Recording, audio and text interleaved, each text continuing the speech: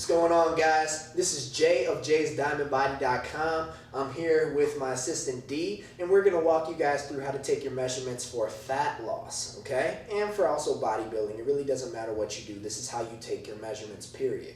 I'm going to use the old school method here on D. Now, first, what you want to understand is that you need to measure every single part of your body. The first that we're going to do, we're just going to go from the top and move down. The first part is going to be the shoulders. So what you'll do is you're going to wrap this or have someone wrap this around your shoulders. If you're doing this yourself, please get the digital measuring tape. But if not, you can have someone do the old school method, and then they will just say what this is, okay? You wrap it right around the shoulder. You want to be even wherever you do it, so it's really good that you take mental imagery where you did this, okay?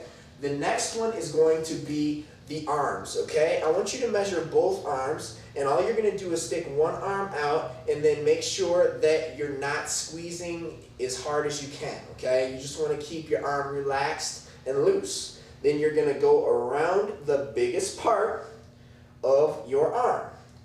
Take the measurement, okay? You're going to do this from both sides because I also need to see if you have any imbalances. If one arm is incredibly bigger than the other, that's a problem. That's something that we have to work on, okay? That's taking a step back so you can take a lunge forward, okay? Now, the next one is going to be the back and the chest. You go right from the nipple line or a little bit higher or a little bit lower, and then you actually measure the widest part of your back. So you'll raise your arms.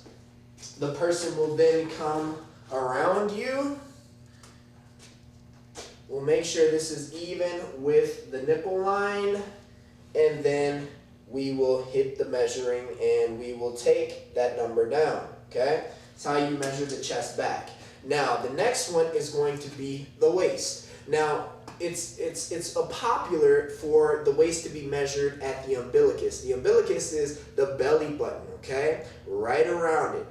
But if you have wider obliques, say you've been working your obliques and you're a bodybuilding person and you're just trying to become more optimal on my program, then what you're going to see is you already have that blocky look to your obliques, so they're a little bit wider. Or say you are here to lose a whole bunch of fat and you have a lot to lose. Well, what that will mean for you is that you'll have those love handles that y'all talk about. So whatever the case may be, you don't just measure around the umbilicus, you measure around the widest point of your abdomen, okay? So with that being said, if you're doing it by yourself, of course, the Healthometer digital measuring system wraps right around and you hit the button and there it is.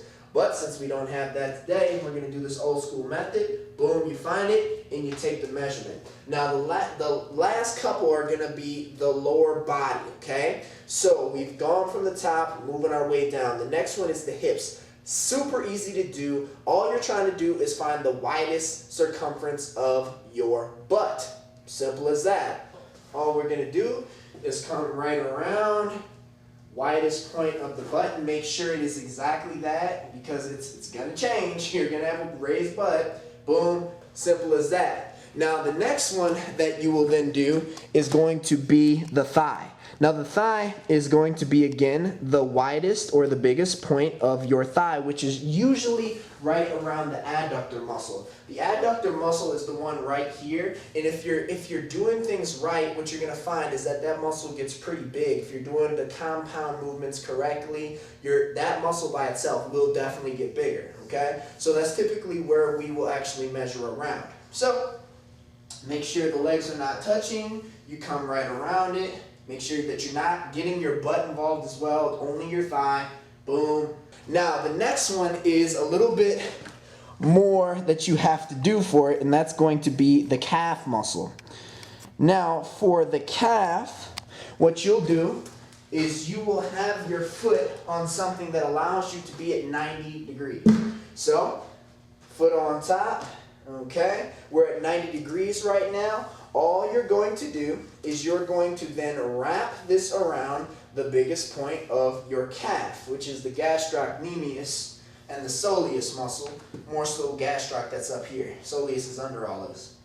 Boom. That's how you take your measurements for fat loss. The Only difference when it comes to bodybuilding is you're going to then flex your biceps, okay? Nothing else will be flexed ever.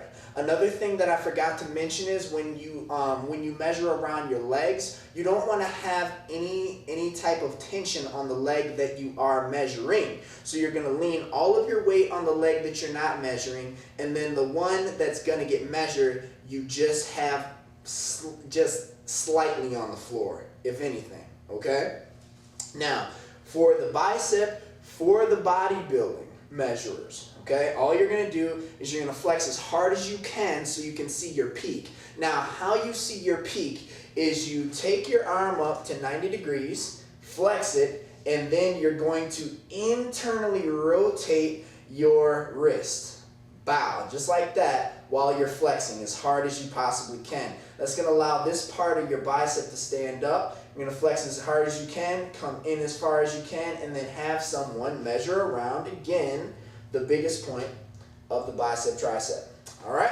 That's how you do your measurements for fat loss and also bodybuilding. I've been Jay Hyler. This has been D, and we're going to talk to you guys later. Make sure you measure right. Peace.